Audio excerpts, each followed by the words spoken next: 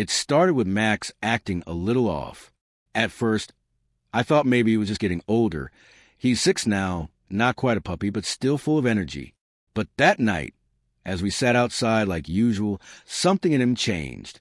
His ears pricked forward, his tail stiffened, and he let out a low growl, deep, unblinking, focused on the tree line just beyond the yard. I followed his gaze, but saw nothing. Just a row of trees swaying lightly in the breeze. Crickets chirping. A faint rustle of leaves. Normal night stuff. "It's probably a raccoon," I said out loud, mostly to reassure myself. Max didn't move. The next night, same thing. Max settled on the patio beside me, but his eyes locked on that same patch of trees.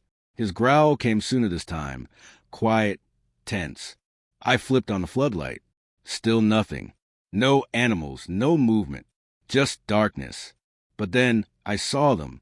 2 tiny orbs, low to the ground, reflective like marbles. They didn't blink.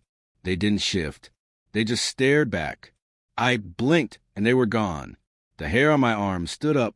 I told myself it was nothing, just a light catching something weird. Maybe a pair of dropped sunglasses or a bottle. But I couldn't shake the feeling. Every night after that, Max would rush to the patio, as if checking to see if it was there. Every night he'd stare. Some nights the eyes appeared. Some nights they didn't. But when they did, Max would place himself between me and the trees, never taking his eyes off the glowing orbs. Once, I tried walking out into the yard with a flashlight. Max barked, loud and frantic, like I was walking straight into a trap. When I turned back, the eyes were there again, waiting, watching. That was the first time I felt it wasn't just an animal. Whatever it wasn't afraid of us. It didn't run. It didn't attack. It just watched. And that somehow was worse, because animals get scared. Animals react. But this thing, it was calm, patient, and it had chosen us. The nights dragged on, but the eyes never left. By now, Max had changed completely. He used to race around the yard, chase bugs, bark at squirrels. But after those nights started, he wouldn't leave the patio after sunset, not even for a bathroom break. He'd sit there, tense and alert, ears twitching, eyes fixed on the tree line like a soldier on guard duty. And every so often, I'd see them too, those eerie, unblinking eyes just beyond the light. I started to take things more seriously. I set up a motion sensor light, facing the trees. I even bought a cheap trail cam from a hardware store. But night after night, the camera would show nothing. Not a thing. Just blurry footage of trees swaying and shadows shifting.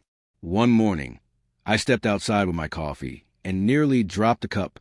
A deep, jagged scratch ran across one of the wooden boards on the patio. Not like something had scraped it by accident. This was carved. Deliberate.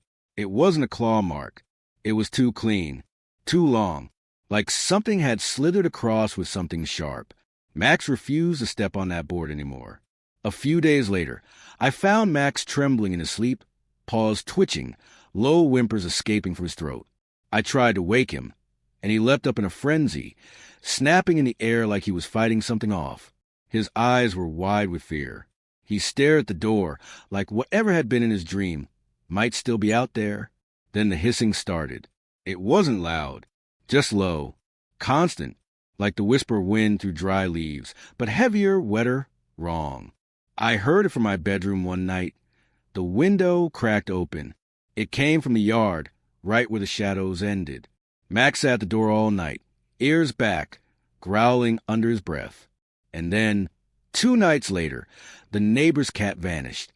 Old Mr. Harlan called out for it all morning, shaking a box of kibble, but nothing came. The cat wasn't the kind to wander. And Max, he wouldn't stop sniffing the air like something was off. Something wasn't just watching anymore. It was starting to move. It had been almost 2 weeks since I first saw those eyes. I told myself if nothing happened, I'd stop sitting outside at night, go back to normal life. But that night felt different. The air was too still. Even the insects had gone silent. Max paced the patio, tail rigid, body locked in fight mode. Something was wrong. I turned off the patio light to test a theory, just for a moment, And there they were.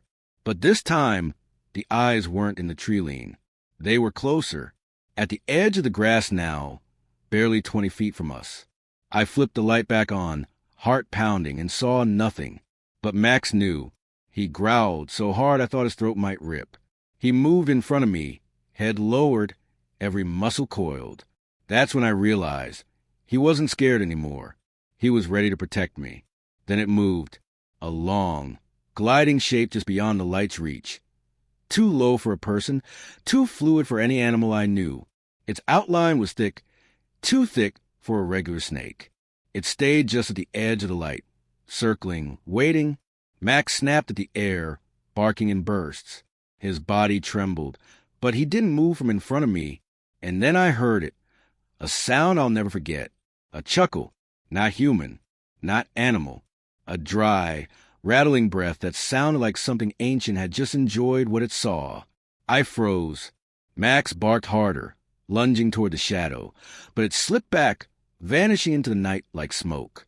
I rushed inside, dragging Max with me, slamming the door behind us. I checked the footage in the morning. Nothing, just static. The trail cam was fried.